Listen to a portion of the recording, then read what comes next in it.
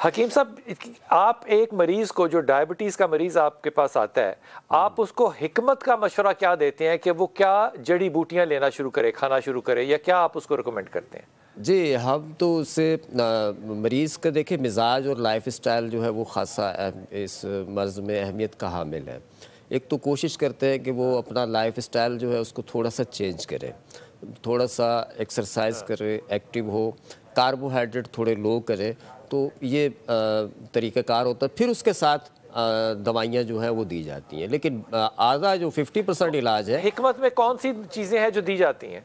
हाँ जी, हिकमत में देखें, हम जो तिब्बे नबी सल्लल्लाहु अलैहि वसल्लम की रूह से जो चीज़ें देते हैं, उन इज्ज़ा से जो शाफ़ी इज्ज़ा हैं, तो उनको दौरे हाजिर में इस मर्ज़ की नोयत के अतबार से कम्बिनेशन करके देते हैं। उसमें लेते हैं कासनी के बीज हमने लेने हैं 100 ग्राम, और कलौंजी लेनी है इसमें हमने 50 ग्राम, मेथी दाना इसमें लेते हैं 30 ग्राम, और गुड़मार बूटी होती है वो लेनी है 100 ग्राम। तो ये सारी चीज़ें पीस के रख लेते हैं। इसका एक चाय का चम्मच सुबह शाम मरीज़ को देते हैं, और उसके साथ साथ जो है वो कैलोरीज उसकी थोड़ी कम करते हैं, और मरीज़ जो है वो रिकवरी। ऐसा होता है कि ये पाउडर जो आपने फरमाया, ये बना बनाया कहीं से मिलता है? हाँ, ये बना बनाया भी मिलता है, और ये जो मैंने चीज़ें बताई हैं आम जगहों से मिल जाती हैं, आम पंसार से सस्ती हैं, बहुत आम सी दुकानों पे, ये जड़ी बूटी की दुकानों से बहुत आसानी से मिल और ये हमेशा खानी पड़ती हैं या इसका कुछ वक्त होता है कि इतना अरसा खाएं छोड़ दें?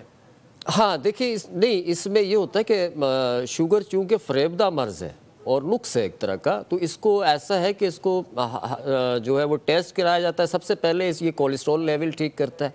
कोलेस्ट्रॉल लेवल के साथ साथ जो दीगर अलामात शुगर की वजह से पैदा हो रही होती हैं वो बेहतर होती हैं। उसके बाद फिर आहिस्ता आहिस्ता से शुगर बेहतर होना शुरू होती है।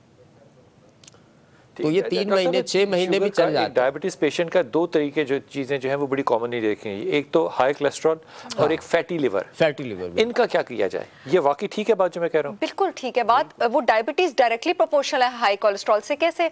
आपके पास एक्स्ट्रा लाइपोजेनेसिस या बॉडी में जरूरत से ज्यादा कोलेस्ट्रॉल कब बनना शुरू होता है? जब बॉडी में शुगर एक्स्ट्रा जरूरत से ज्यादा होता है, क्योंकि शुगर की जो मेटाबॉलिज्म के साइकिल है ना, समझने आसान लफ्जों में बता देती हूँ, ग्लाइकोलिसिस, टीसीए, उसके बाद फैटी एसिड, पहला, दूसरा, तीसरा। जब आप शुगर यानी रिफाइंड कार्बोहाइड्रेट को भी मैं शुगर कह रही हूँ, और ये सारे कार्बोहाइड्रेट से मुराद है ये सफेद डबल रोटी, ब्रेड, पास्ता, बेकरी, ये सब कुछ ठीक है। जब ये आप जरूरत से ज्यादा लेते हैं तो पहली और दूसरी साइकिलों को मुकाने के बाद ये तीसरी साइकिल में एंटर हो जाते हैं, जो कि आपके पास कोलेस्ट्रॉल और फैटी एसिड सिंथेसिस है, और जरूरत से ज्यादा सिंथेसिस होती है। अब इस सिंथेसिस का अब ये किस ऑर्गन में होती है आपके पास लाइपोजेनेसिस? लिवर में, जिगर में। जिगर में जब जरूरत से ज्यादा होती है, जिगर चर्बी की उल्टी करते आ जाता है, आपके पास फैटी लिवर। यहाँ से आपके पास फैटी लिवर की इंडिकेशन क्या होती है? फैटी लिवर की इंडिकेशन ये हमने एक बार पहले भी बात की थी, अगर आपका पेट निकला हुआ है, पेट किसी का भी नहीं निकला होना चाहिए, तो किसी का भी नहीं निकला होना चाहिए। पेट निकलना नॉर्मल ही नहीं है, और हमारे यहाँ पे कोई इस बात को सोचते हैं? हम तो सेहत की निशानी समझते हैं। हम कहते हैं कि मतलब हम तो कहते हैं वक्खियों से चर्बी के पल्ले लटके तो हम सेहतमंद हैं। तो ये आप सेहतमंद नहीं, आप बीमार हैं। अपना इलाज करें और अपने तरीके ठीक करें। तो द थिंग इज दैट अगर आप if you look down and you can not, और आप अपने पैर नहीं देख सकते, आप बहुत बड़े मसले में हैं, तो उस टाइम तो खैर आपको खतरनाक मसले में आपको ग्रेड 2 या ग्रेड 3 फैटी लिवर है उस टाइम। और फैटी लिवर अपने साथ diabetes, cholesterol, depression, anxiety, Alzheimer's, mood swing सब कुछ लेके आता है। सारी चीजें। सब फैटी लिवर का कोई इलाज होता है? जी जी बिल्कुल इलाज होता है, और डॉक्टर साहिबा सही फरमा रही हैं। ये समझे कि सब चीज़ें यहीं से शुरू होती हैं।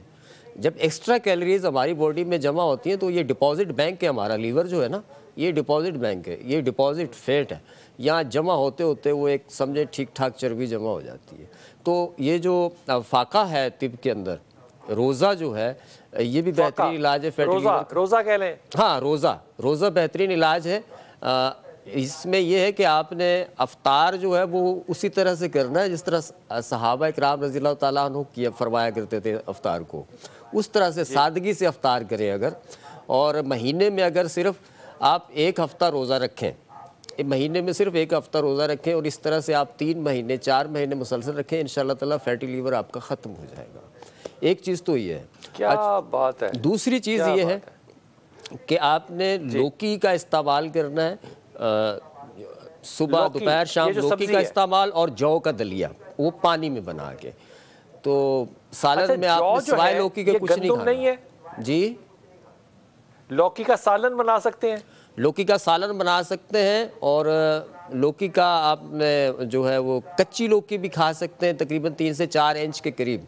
उसका ऐसे छिलका उतारें जैसे गाजर या आलू का उतारा जाता है, और उसको थोड़ा सा ठंडा करें।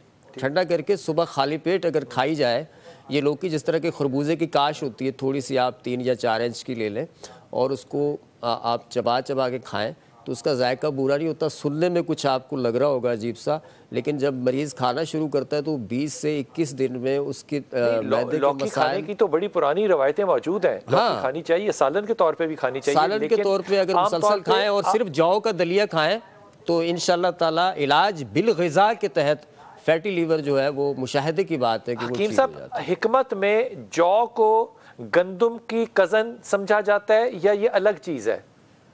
हाँ, जौ, क्योंकि गंदम में ग्लूटेन है, बहुत से लोग ग्लूटेन एलर्जी होते हैं, क्या जौ से भी ग्लूटेन एलर्जी का पेशेंट खराब होता है? होता है, बिल्कुल होता है जिनको IBS का इशू है। जी मैं वापस आता हूँ आपके पास। मैं इसमें ऐड करना चाहूंगी, जौ जो है ना, ओट्स जो है आपके पास, क्योंकि इसकी रीजन ये है, ओट की जो क्रॉप होती है, ओट इज जौ, ठीक है। ओट की जो क्रॉप होती है, उसकी जो कल्टीवेशन है वो हमेशा वीट की क्रॉप के नेबर में होती है। इस वजह से मोस्टली, वैसे ओट जो है वो ग्लूटेन फ्री है, लेकिन मोस्टली हमें जो ओट्स मिलते हैं वो वीट से कंटेमिनेटेड होते हैं। इस वजह से ओट खाने से कैसे हो जाते हैं? क्योंकि उनकी कल्टीवेशन बिल्कुल साथ साथ होती है। क्यों करते हैं साथ साथ? क्योंकि वो होती ही ऐसे साथ साथ है। देयर इज अ निजाम ऑफ फार्मिंग के वीट और ओट की जो कल्टीवेशन है साथ साथ होती है, और मोस्टली जो हम मार्केट से ओट्स उठाते हैं 90% ऑफ द केसेस में वो कंटेमिनेटेड होता है, इस वजह से हो जाती है। अदरवाइज वो ग्लूटेन फ्री है। ग्लूटेन, लेकिन कंटेमिनेटेड से मतलब है कि उसके अंदर गंदम शामिल होती है, मिलावट हो जाती है कुछ समथिंग। हाँ, क्योंकि जो इसकी क्रॉप्स है, जब इसकी कटाई होती है और जब ये सब कुछ होता है, मोस्टली इन क्रॉप्स की मिक्सिंग हो गई होती है। 2 चीजें आपने बताई, एक आंवला और एक आपने बताया तुलसी। इसका 1-1 टीस्पून जो है, करेला पाउडर भी आपने अब ये ऐड कर दी। करेला पाउडर मिलता है बाजार में? करेला पाउडर बिल्कुल मिलता है, बाजार में मिलता है। इसका सप्लीमेंट भी मिल सकता है, आप अच्छे ऑथेंटिक लोगों से भी ले सकते हैं। करेले में एक्चुअली एक कंपाउंड होता है charantin. Charantin is an insulin mimetic. आप जो बाहर से इंसुलिन ले रहे हैं ना, charantin ditto, it is a polypeptide, वो बॉडी में वही एक्शन परफॉर्म करता है। क्या बात है, इंतहाई ममनून आपके। और मैं ये बात आपको बिल्कुल अपनी और ईमानदारी से बता रहा हूँ कि हमारे यहाँ वो जो हर्ब्स हैं, हर्ब्स के जो क्या कहते हैं, फूड सप्लीमेंट, ठीक है, फूड सप्लीमेंट जो हम कहते हैं, इसका पहले 10-15 साल पहले रवाज ही नहीं था, लेकिन अब इसका इंटरनेशनली और नेशनली इतना रवाज है जो कि सेहतमंद है। इस पे इंशाअल्लाह ताला फिर बात करेंगे। अस्सलाम वालेकुम व रहमतुल्लाहि व बरकातहू।